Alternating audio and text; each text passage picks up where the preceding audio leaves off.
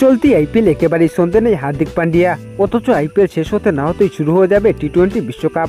জাতীয় দলে বিমানে ওঠার সুযোগটি পাবেন হার্দিক, তার জন্য যে শর্ত শুরু দিলেন রোহিত শর্মা। টি-20 বিশ্বকাপে খেলতে হলে বিশেষ একটি বিভাগে উন্নতি করতে হবে হার্দিক পান্ডিয়াকে। বিশ্বকাপকে সামনে রেখে ক্যাপ্টেন, কোচ ও প্রধান নির্বাচক মিলে একটি মিটিং করেন। সেখানে প্রায় 2 ঘন্টা ধরে চলেছে আলোচনা। জুন মাসে অনুষ্ঠিত হতে যাওয়া টি-20 বিশ্বকাপের দৌড় নিয়ে কথাবার্তা হয়, কিন্তু 15 জনের স্কোয়াডে জায়গা পেতে হলে হার্দিককে বোলিং বিভাগে উন্নতি করতে হবে। মুম্বাই অধিনায়ক আইপিএলে কীরকম বোলিং করেন তার উপরে নির্ভর করছে জাতীয় দলের ভাগ্য। ভারতের টিম ম্যানেজমেন্ট হার্দিকের ফিটনেস নিয়ে চিন্তিত, কারণ শোনা যাচ্ছে আইপিএলে চোট লুকিয়ে খেলছেন মুম্বাই অধিনায়ক, তাকে খুব বেশি বল করতে দেখা যাচ্ছে না। 6 ম্যাচে মাত্র 11 ওভার হাত ঘুরিয়েছেন হার্দিক। চেন্নাইয়ের বিরুদ্ধে শেষ ওভারে তাকে 20 রান এনেছিলেন ধোনি। ব্যাট হাতে দ্বারে কাছেও নেই হার্দিক, 6 ম্যাচে করেছেন মাত্র 121 রান। গত বছর বিশ্বকাপে বাংলাদেশের পক্ষে চোট পেয়েছিলেন হার্দিক, তারপর চলতি আইপিএলে মাঠে নেমে রোহিত শর্মাকে সরিয়ে মুম্বাইয়ের অধিনায়ক দেওয়া হয় তাকে।